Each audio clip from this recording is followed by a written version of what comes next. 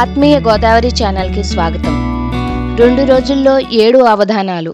గీతా చైతన్యం కోసం ఉమామహేశ్వరరావు గారు అవిరాళంగా కృషి చేస్తున్నారు. సమాజంలో గీతా చైతన్యం కోసం గత 2 రోజుల్లో 7 అష్టావధానాలు చేసి అందరితో మన్నలు అందుకుంటున్నారు. అష్టావధాని, గీతావధాని, అవధాన దురంధర శ్రీ ఎర్రంశెట్టి ఉమామహేశ్వరరావు గారు. 22 ఏళ్ల వయసులోనే ఎన్నో అవధానాలు, గీతావధానాలు, ఆధ్యాత్మిక ప్రసంగాలు చేస్తూ అందరి చేత శభాష్ అనిపించుకుంటున్నారు. ఋషులు మునులు అందరూ కూడా వేలాది సంవత్సరాలు తప్పిస్తారు. అభుఖ్యత దీక్షతోటి, కఠోర పరిశ్రమతోటి, తీవ్రమైనటువంటి లక్ష్యంతో ధ్యానిస్తారో అటువంటి స్థానం ఆ పరమాత్మ యొక్క స్థానం. దాన్ని పొందడం మానవ జన్మ యొక్క లక్ష్యం. 84 లక్షల జడ జన్మల్ని దాటుకుని ఈ మానవ జన్మ వచ్చింది. ఏదో మామూలుగా వచ్చేలేదు. ఈ జన్మ యొక్క కారణం ఈ ఆత్మ పరమాత్మ యొక్క తత్వాన్ని గ్రహించి తరించడం కోసం. కాబట్టి ఆ విధంగా పరమాత్మ యొక్క తత్వాన్ని గ్రహించి ఎవరైతే జీవితాన్ని తాత్వికమయంగా మార్చుకుంటారో వారు ఆ పరమాత్మ యొక్క దర్శనాన్ని పొంది ఆ దివ్యమైనటువంటి స్థానానికి చేరతారు. మళ్ళీ అక్కడి నుండి తిరిగి రావడం అనేటువంటిది ఉండదు. తత్పదం తత్పరిమార్గితవ్యం యస్మిన్ గతాః.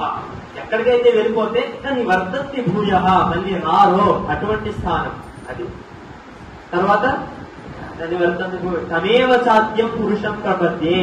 అటువంటి స్థానానికి ప్రభు అయినటువంటి పరమాత్మను నేను ప్రార్థిస్తున్నాను. ఎంత ప్రవృత్తి ప్రసృత పురాణి. ఎక్కడి నుండి అయితే ఈ సమస్త విశ్వం కూడా ఆవిర్భవించిందో, ఏ శక్తితోటి ఈ మహావిశ్వం అంతా కూడా నడుస్తూ ఉందో, ఏ శక్తిలో ఈ మహావిశ్వం అంతా కూడా లయమవుతుందో ఆ త్రిమూర్తియాత్మకమైనటువంటి మహాశక్తిని మనమంతా కూడా ప్రార్థించాలి. అటువంటి మార్గాన్ని మనకు గురుదేవులు అందరూ కూడా అనుగ్రహిస్తారు. ఈ గురు పౌర్ణమి విశిష్య ఈ సందర్భాన్ని మనం గుర్తు చేసుకుంటూ, ఆధ్యాత్మిక తత్వం అంటేనే గురువు. గురువు మనకి ప్రబోధించేటువంటి మార్గంలో మనం వెళుతూ ఆధ్యాత్మిక జ్ఞానాన్ని పొందుతూ జన్మ సార్థకత కోసం మనం అంతా కూడా ప్రయత్నించాలి. అటువంటి స్థానాన్ని చేరడానికి. ఎందుకంటే ఈ జన్మ అంతా కూడా ఎటువంటిదంటే జడమైంది, భ్రాంతితో కూడుకున్నట్టు. ప్రతి దానికి అనుమానం, సందేహం, భ్రాంతి, అలాగే కష్టాలు, సమస్యలు, ఒత్తిళ్లు, ఆందోళనలు, ఎన్నో రకాలైనటువంటి దుఃఖాలతో కూడుకున్నటువంటి ఈ జన్మ. దుఃఖాలయం అశాశ్వతం అని ఒక శ్లోకంలో చెప్తారు ఇష్టపడతారు.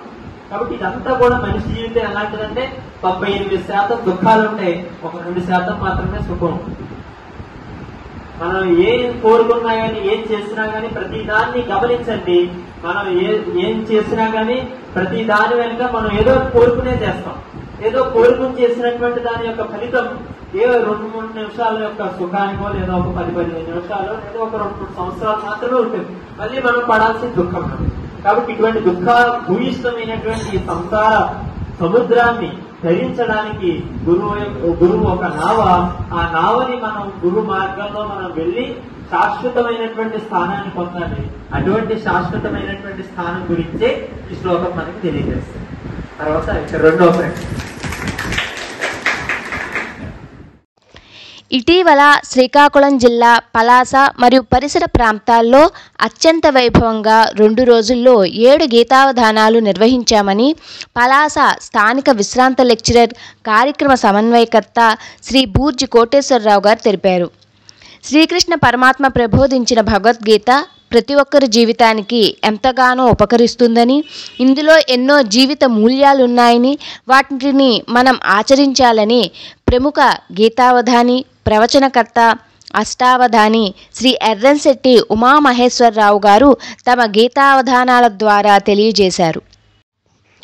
గురు పౌర్ణమి సందర్భంగా పలాస విచ్చేసిన ఉమామహేశ్వరరావు గారు ముందుగా శ్రీ కాపుతెంబూరులోని దత్తాశ్రమంలో మధ్యాహ్నం 1:30 శ్రీ నిర్విషయానంద స్వామివారి సమక్షంలో గీతావధానం చేసి అక్కడ భక్తులకి గీతా చైతన్యం కలిగించారు.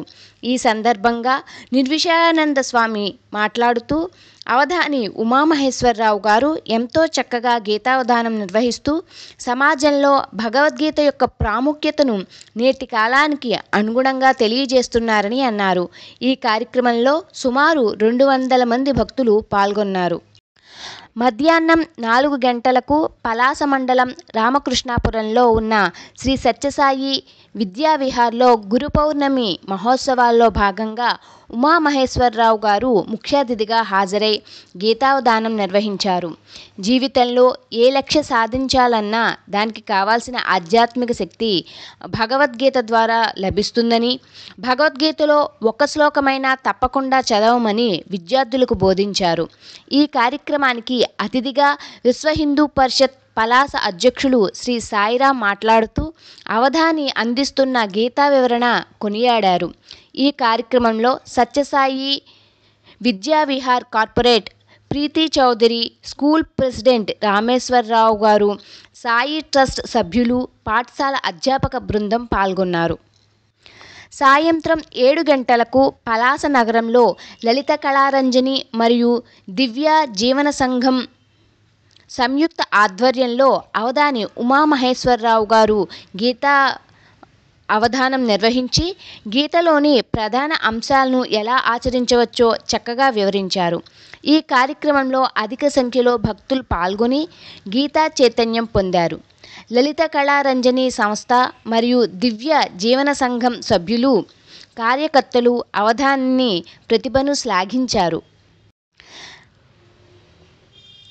రాత్రి 8:30 పలాసలోని శ్రీ రామకృష్ణ మఠంలో నిర్వహించిన గురు పౌర్ణమి మహోత్సవంలో భాగంగా అవధాని ఉమామహేశ్వరరావు గారు గీతావధానం నిర్వహించి రామకృష్ణ పరమహంస వారి బోధనలను, గీతా తాత్పర్యాన్ని అన్వయిస్తూ జీవితంలో మంచి మార్గంలో అందరూ నడుచుకోవాలని, దానికి గీత ఎంతగానో ప్రేరణ అందిస్తుందని తెలియజేశారు. ఈ కార్యక్రమంలో సుమారు 200 మంది భక్తులు, రామకృష్ణ మఠం కార్యకర్తలు పాల్గొన్నారు. జూలై 22వ తేదీన మధ్యాహ్నం 2 గంటలకు పలాసలోని శ్రీ గురుకుల విద్యాలయంలో అవధాని ఉమామహేశ్వరరావు గారు గీతావధానం నిర్వహించారు. అవధానం వలన మేధాశక్తి పెంపొందించుకోవడానికి ఎలా ఉపయోగపడుతుందో నిరూపించారు. శ్రీకృష్ణ పరమాత్మ తెలియజేసిన శారీరక, వాచక, మానసిక తపస్సులను ఆచరించాలని ప్రబోధించారు. ఈ సందర్భంగా పాఠశాల ప్రిన్సిపల్ శ్రీ అశోకవర్ధన్ మాట్లాడుతూ అవధాని గారి కృషి అద్భుతం, వారు చెప్పిన విషయాలు అక్షర సత్యాలు, వాటిని మనమంతా ఆచరించాలని అన్నారు. కార్యక్రమంలో సుమారు 100 మంది బాలబాలికలు, అధ్యాపక బృందం, స్థానిక ప్రముఖులు పాల్గొన్నారు. తరువాత సాయంత్రం 6 గంటలకు శ్రీ ప్రశాంత సాయి ఆధ్యాత్మిక మరియు సేవా సంస్థ ఆధ్వర్యంలో సత్యసాయి శరణాలయంలో ఉమామహేశ్వరరావు గారు గీతావధానం నిర్వహించారు. లక్ష్య సాధనకు భగవద్గీత ఎలా మార్గం చూపుతుందో తెలియజేశారు. ఈ సందర్భంగా ట్రస్ట్ నిర్వాహకులు అవధానం ఆద్యంతం విద్యార్థుల్లో ప్రేరణ కలిగించేలా సాగిందని అభినందించారు. ఈ కార్యక్రమంలో 100 మంది బాలలు, ప్రశాంత సాయి సంస్థ సభ్యులు, ఆశ్రమ నిర్వాహకులు పాల్గొన్నారు. రాత్రి 8 గంటలకు స్థానిక ఎస్సీ హాస్టల్లో గీతావధానం నిర్వహించి లక్ష్యాన్ని చేరడానికి మనలో ఉన్న శక్తిని మనం తెలుసుకోవాలని, కాలాన్ని సద్వినియోగం చేసుకోవాలని అవధాని ఉమామహేశ్వరరావు గారు తెలియజేశారు. ఈ కార్యక్రమంలో హాస్టల్ విద్యార్థులు, హాస్టల్ నిర్వాహకులు పాల్గొన్నారు.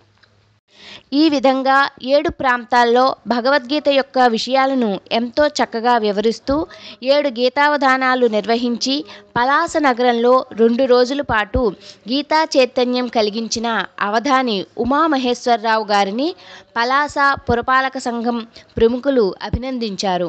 గీతా చైతన్యం సమాజంలో కలిగించడం తన బాధ్యతని, ఇటువంటి అవకాశం కల్పించినందుకు అవధాని ధన్యవాదాలు తెలియజేశారు.